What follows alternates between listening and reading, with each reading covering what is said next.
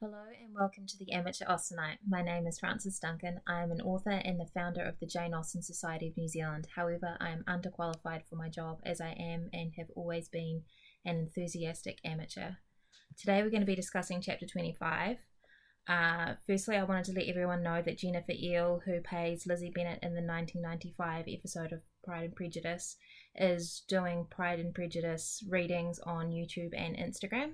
And we have a special guest today, my sister Paula, who is more qualified than me to talk about Pride and Prejudice because she is an English teacher. Hello. I don't know if I'm more qualified than you. So, in chapter 25, the gardeners come to visit and Mr. Collins leaves. I like the way that you can almost hear Mr. Collins through the descriptions that Jane Austen says, which is talking about the professions of love and schemes of felicity. Something about making him the happiest of men. And his amiable Charlotte. Yeah, it's very clever. Yeah, you can hear the words that Mr. Collins would use without using speech marks. So the gardeners come to visit. Mr. Gardner is Mrs. Bennet's brother, so we figure out that the Gardner family had 3 children, as far as we can tell: Mr. Gardner, Mrs. Phillips, and Mrs. Bennet. I love the way that Austen puts down Mrs. Bennet without actually putting her down by describing Mr. Gardner as sensible, greatly superior to his sister as well by nature and as education. And I think it's hard to believe that they're brother and sister, but then you've got to consider that Lizzy and Jane are sisters to Lydia and Kitty and Mary, who are really different from the two of them. And you often find that in big families, I think, that there is a variety of ways of being. Personalities. Things that people care about.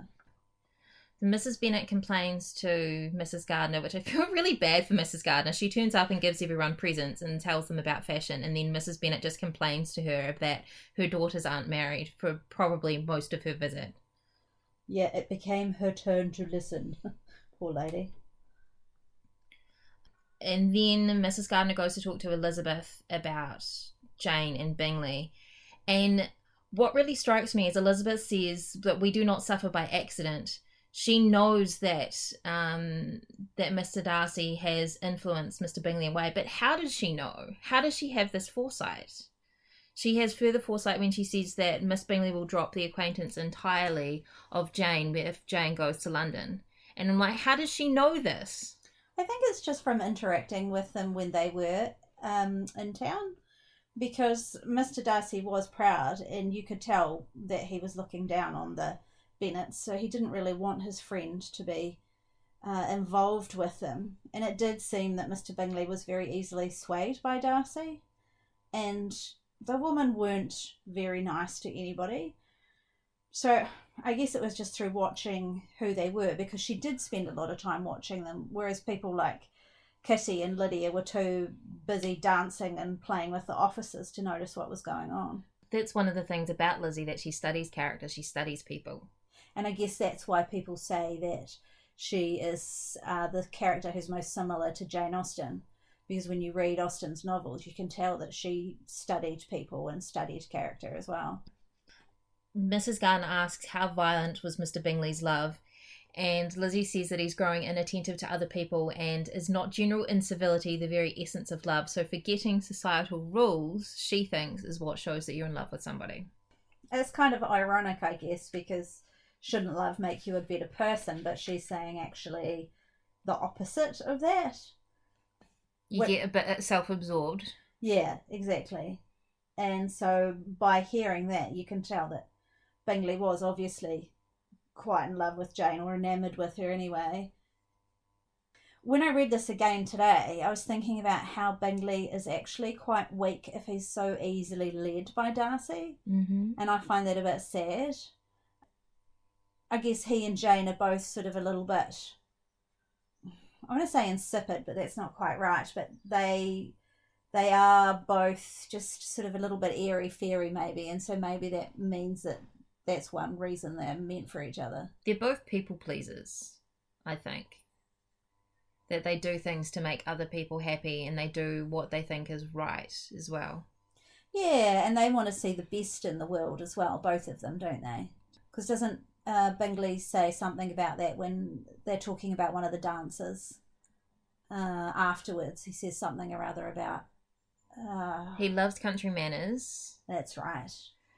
And he thinks Jane is the most beautiful woman in the world. Yeah, so it's gorgeous. So he and Jane are really meant for each other. It's just a pity that Darcy couldn't see that. And it's really lucky that they end up together, because either of them could have been horribly used by somebody else because of their sweet nature. Yeah, and their naivety. And I guess that's why Darcy has such a hold over Bingley, because he is so naive. And Darcy's really protective of him, and he sees, I think, in a character like Bingley and his sister, and that's why he wants to try and get them together, because he thinks that, you know, they sort of deserve each other, and in a way maybe they kind of do, but Jane is a better match for him. Is she though, or is that just our perspective because we get to know Jane and we're rooting for her? That's true, because we don't get to know Georgiana very well. Yeah, it'd be nice if actually she had someone by the end of the book as well, wouldn't it? It would. But she is still quite young. She's only 16. True. Very true. Oh, and to think that Wickham, you know, was trying to seduce a 16-year-old. She was 15 at the time. Yeah, true. It's, yeah.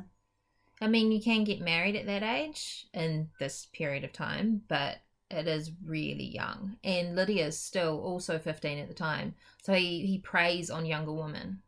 He's a bit of a predator. Which is a bit sad. And it's interesting, though, that in this chapter, nobody picks up on that kind of stuff about him. Mrs. Gardiner actually enjoys her time speaking with him. Because he reminds her of when she had a good time when she was young. He reminds her of Lambton and all the friends there. Yeah, and of course she knows that Darcy was known for being proud, so she believes what he says about Darcy. Because now he's telling everyone who'll listen, because Darcy's not around to defend himself. Yeah, that's right. And I guess that's what Austen was doing, was going for that big plot twist, that big aha moment when Darcy writes the letter later. Because if you've never read it before, you don't know that Wickham turns out to be the evil character. Sorry if I've just ruined it for anyone. I hope if you're listening, you've read the book before, because this is not a spoiler-free zone. Speaking about Bingley, there's this really beautiful line that Lizzy wishes that his affection might be reanimated and the influence of his friends successfully combated by the more natural influence of Jane's attractions. I think that's lovely. It is, because Lizzy obviously really loves her sister and, you know, sees how beautiful she is and how lovely she is and really wants the best for her sister. The Gardiners stay for a week, and Mrs. Bennet makes sure that they're entertained the entire time that they're there, so that they never have time at home just by themselves. They go out with the Phillipses, who are obviously their sister and brother-in-law, the Lucases, who are family friends, and the officers as well. And then when they're at home, they invite the officers, and that's how Wickham is there. It sounds tiring, to be fair. It does. I don't think I'd like to go and visit family and be having visitors all the time. I'd like to actually just spend time with family, which I'm getting to do a lot of at the moment, because in quarantine I'm staying with my sister and her family and our parents. Yeah, we've got a big bubble. There are 7 of us in our household. And a dog. But I think Mrs. Gardiner and Mr. Gardiner probably left their holiday feeling quite tired. I imagine they did. And particularly because you had to be very careful in society in those days. You had to watch everything you said and what you did, which I guess, you know, you'd be accustomed to if that's what you grew up with. But it's just not as easy as the way we interact with people. You can't say what you're thinking and what you're feeling the same way that you can now. Like, all the secrets that Lizzy is keeping from people. She doesn't just go out and tell them what's going on in actually her internal world. So it would have been a lot harder. It'd be quite stressful, I think. You wouldn't get a lot of private time. And you don't get a lot of time alone either, because there's servants everywhere helping you do everything, even getting dressed in the morning. Oh, and the outfits they wore. Because women still wore corsets, didn't they? They did. They wore lighter corsets because their clothes were loose over the stomach, but they still wore corsets. So all of that would be quite tiring. Yeah, but I mean, even if you're at home, you'd still be wearing those corsets. You'd still be wearing the same clothing. True. So you'd be used to it. I'm looking at it from a 2020 perspective, I guess. Which is, you know, the lens that I have to bring to it. I always look back at this part and I'm so frustrated that nobody sees through Wickham, but I guess that's Austen's point, isn't it? It's that idea of how people appear in comparison to the reality of who they are, which is the whole point of the book, really, because it's the same with Darcy, is that he appears proud, where in actual fact he just doesn't actually know how to interact in society. And he is proud, but that's part of his upbringing. And he does try and separate Bingley and Jane, but that's because he cares so much for Bingley, not because he dislikes Jane as such. He dislikes her family, but he doesn't dislike her. Yeah, exactly. Yeah. So it's that whole idea of how people appear and actually the reality of what's going on inside their heads that's really the overall thing of the book. And yeah, I just get really frustrated. I want somebody to notice that Wickham is actually a bit skeezy, really. And we have no one who can actually say anything about who he is because he's just turned up and he has no background. He could tell them pretty much anything. And what he's said is close to the truth to a certain extent. Yep, the best way to tell a lie is to have some aspect of truth in it. Yeah.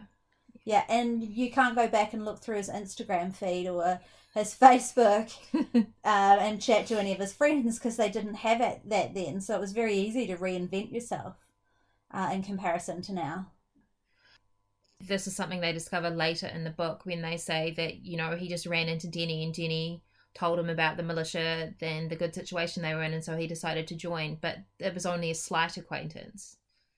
So there was no one who could actually tell them anything about his actual character. Isn't it funny, though, how women haven't changed much? Oh, someone's going to shoot me for saying that.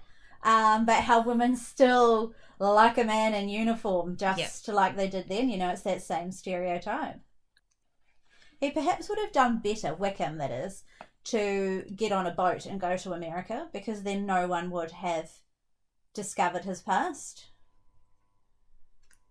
That's true, but then he wouldn't have any of his connections like Mrs. Young to be able to help him out in any schemes. And I don't know that there's an equivalent to Gretna Green in America for eloping to. Yeah, I don't know what happened in America then. When you try to marry a rich young heiress.